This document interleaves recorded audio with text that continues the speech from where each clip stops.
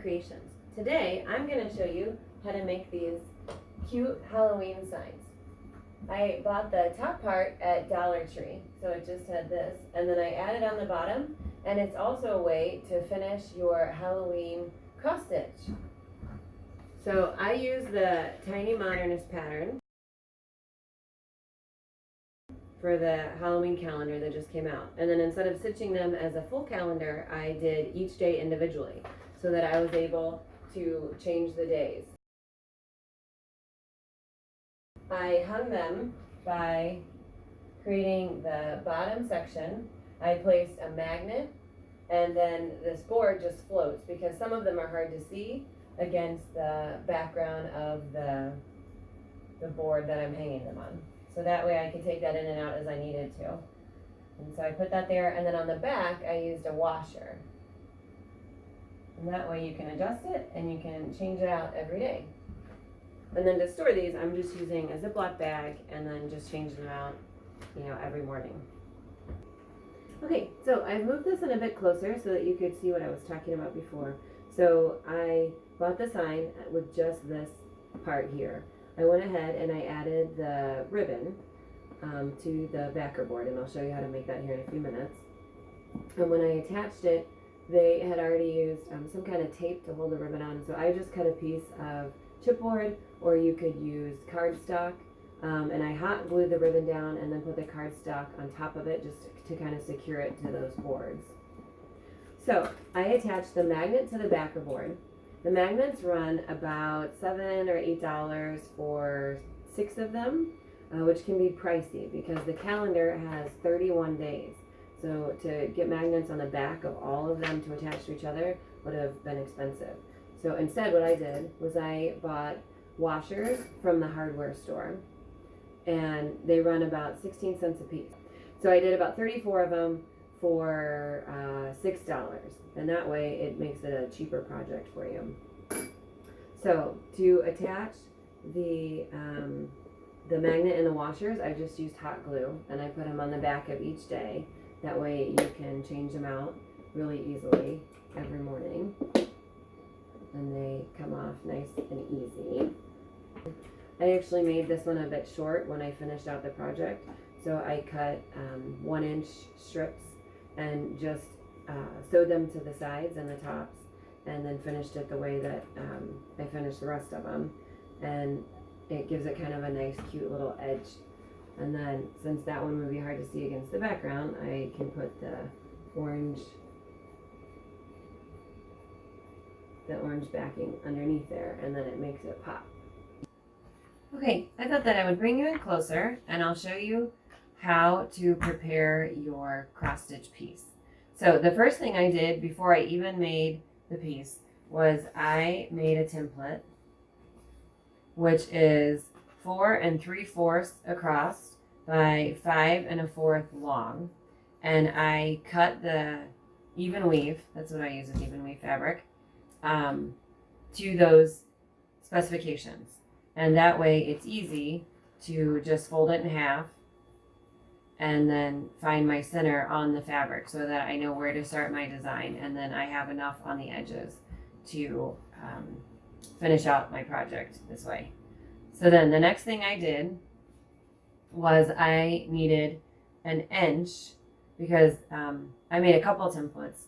This next template is where the sticky board is going to go. You can buy sticky board in big sheets, like 12 by 14, I think, for like $8. And if you get it from Joann's, you can use your half-off coupon, so it makes it really cheap. So I used a template, and I cut the pieces of the sticky board down to the size that I would need to finish it this size. And then what I do is measure out 1 inch from the design. So the edges of your stitches, I place the ruler 1 inch out, and then I'm using a friction pen because you can iron it and heat it up and it'll disappear. And then I mark 1 inch from the farthest stitch line, and I do that around all the sides so that each of them will be evenly spaced away. And then I use my rotary cutter and my ruler and line up the marks and cut the excess away. That way you have a easy edge to work with. And I'm using my rotating cutting mat, so I don't even have to move the project. I just rotate it and then I can cut the extra edges.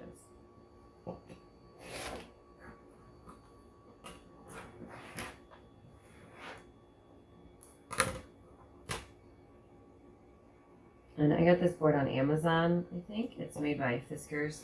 It works really nicely, like for quilting, when you don't want to disturb the blocks that you're making, the pieces you cut for the blocks you're making.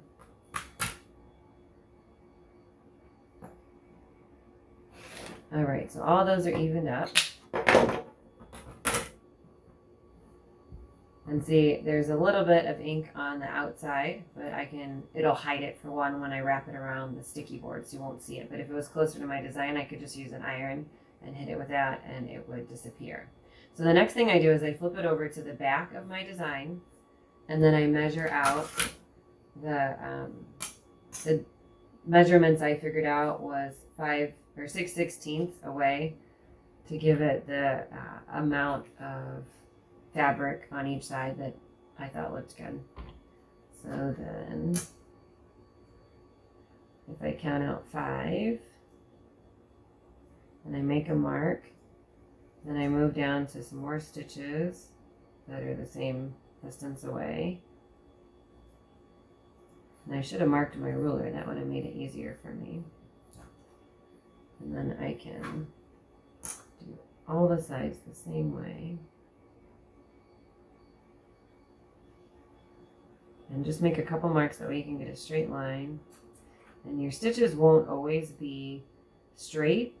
I didn't iron these. If you iron them, they'll probably be a little straighter, but mine are never exactly even when I go around. But you can kind of stretch them with your hand.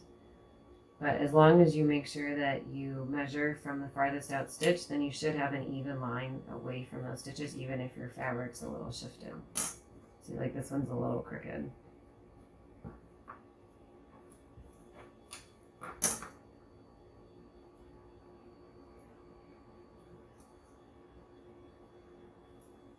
Also, on this design for the Tiny Modernist calendar, it just had the skeleton, and I had used a light blue so that the white would show up, but it didn't show up quite as much as I wanted it to.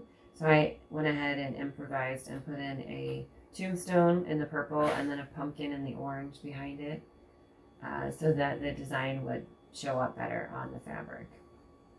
I've also used some white too, just because I ran out of the blue. I hadn't bought enough of that. And the white also works really well for the designs that don't have white thread in them. Okay, so I think we have one last side.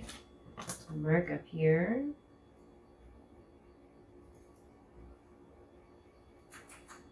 And I'm not going to worry about ironing these marks away, because since we did it on the back, they'll be inside the design, or inside the, next to the sticky board, so you won't even see it. So I always have trouble getting the backing off this, but what you do is you peel the brown paper off the back of the sticky board, and the inside will be sticky, and you can put your cross stitch against it and it'll hold it in place.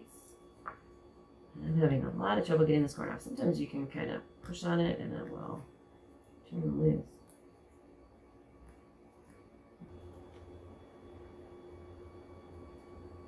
Here we go. All right. So then what I do, doesn't really matter what side you do as long as you line it up, but I'm going to put the top facing away from me. So then I take the square that I cut and I line it up with the markings I made, just to kind of get a good estimation. And that should put me pretty much in the center. And then you can turn it over and smooth out the fabric on the design and see if that looks pretty centered. Sometimes there are strings underneath, don't know if you can see that, but the purple, since it's dark, is showing through the fabric. So this is also repositionable. So I can pull that up and tuck the string underneath the rest of the purple part so that you don't see it on your design. And then you just smooth it back down. Alright, I'm happy with that. The next thing I'm going to do is take my glue gun and run, actually I'm going to use these finger protectors I found at Dollar Tree so that I don't burn my finger. I'm going to run just a thin line of glue along the top edge of the back of the sticky board, and then you just fold the edge up and put it on the glue. And I like to do the parallel sides, that way it makes it easier to fold in later. So we'll run some glue along the bottom edge.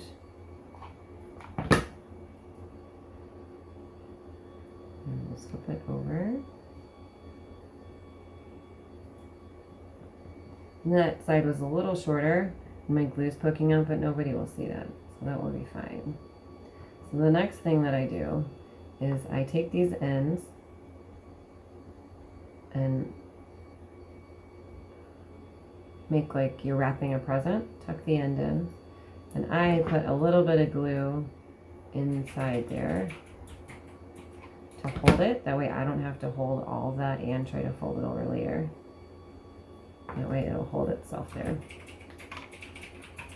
And I'm going to do the same thing with the other end. Fold it down. That way it folds a little neater when you fold it over. Finishes a little neater. Okay, so then I'm going to run another line of glue on here.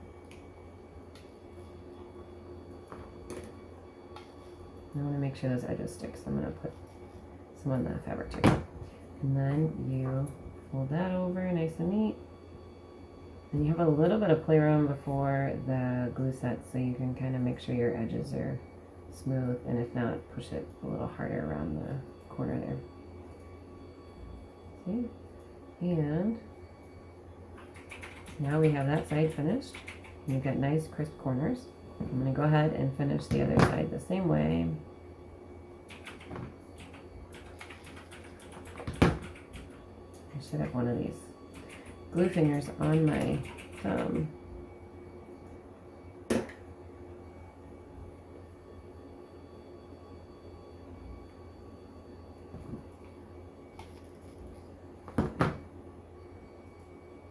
All right, and then a little more glue.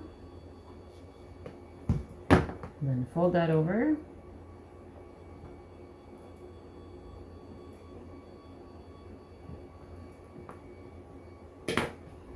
And a little string here I'm going to cut off. All right, so now you have one day finished, and it needs a washer. So I just kind of eye the center and put a big dollop of glue there. And then put the washer. I like having the letters face up. It doesn't really matter. And then if you let it sit for just a little bit, it'll be ready to attach to your calendar. The glue tends to bubble up through the hole, so once it's solid, cooled off, then I will take my finger and just kind of level it off just so it sits a little flatter on the calendar itself. On this one, I accidentally measured wrong, and when I cut it, I had cut it to the size of the sticky board, so I didn't have anything to wrap around the edges. So all I did was I took a little extra fabric, like, about the size of this ruler, like a strip this big. And then I took it to my sewing machine, and I sewed the wrong sides together, and then that way it gave me a piece closer to the size that I needed, and then I just finished it the same way. But I thought it turned out pretty cute with the background fabric on there. All right. So then the other thing that we're going to do is I'm going to show you how to make this background so that you can get this sign from Dollar Tree and attach the background, and you can do the same thing. So for the background, this piece here, I cut a template, and it is 5 5/16 wide by 5 1/2 tall. So I use sticky board for this, just so it was easiest to attach it. But you can cut a piece of cardboard, or this is thin, like the orange one that I uses this chipboard cardboard paper. But so for the back part, you would just do the same thing, and you could hit it with an iron. But with the sticky board, it would be really easy. You just attach it, and then you would smooth it out, and then you would do the same thing that you did with the design, where you would fold the edges over and then do the corners and fold it, and then you would end up with the same design here. And I just hot glued it. I put tape on there just momentarily to get the job done, but then I went back and glued the corners. And you could even glue a piece of fabric over this if you didn't like the unfinished look of it, but nobody's going to see it because it'll just be against the wall that you hang it on. Alright, the last thing I wanted to show you is the second sign that I made.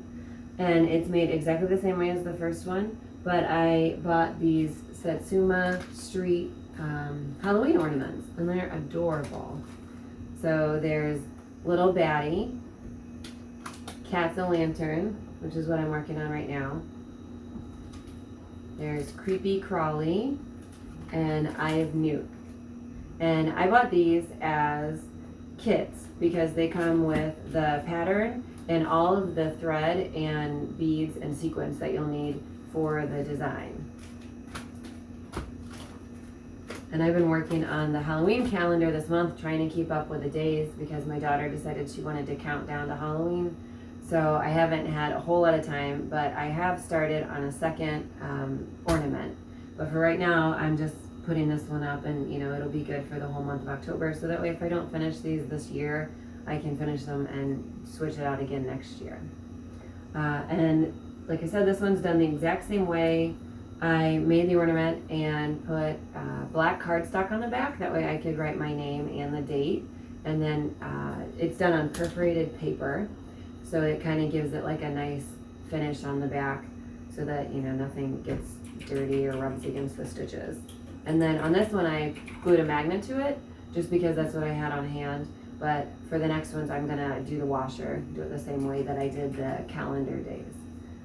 And there you go. I like the bat right side up, so I've been displaying that way, but he could easily go the other way, and it's easy to change based on days, depending on what you like. And a lot of times I'll come through where I have these on the wall, and my daughter will have changed everything and made everything cockeyed because she thinks it's fun to mess with the stuff. So, but it's simple to straighten up. To hang these, I use the 3M Command damage-free hanging strips, and I just apply it to the back and then apply the part that says wall to the wall. And they've been holding up pretty well. I'll have to see the rest of this month if they stay on the wall or not. But that way I can take it off the end of the season and put it away, and then next year I just reapply a new strip, and it's a cheap way to hang it without having to put like an extra hook in the wall or hang it in a specific spot. I can just stick it on, smash it against the wall, and then leave it. So those have been working pretty well for me. Alright, that's all I have for you guys today. I hope that you enjoyed this episode, and I hope that it inspires you to make your own Halloween calendar day sign. And thanks for watching.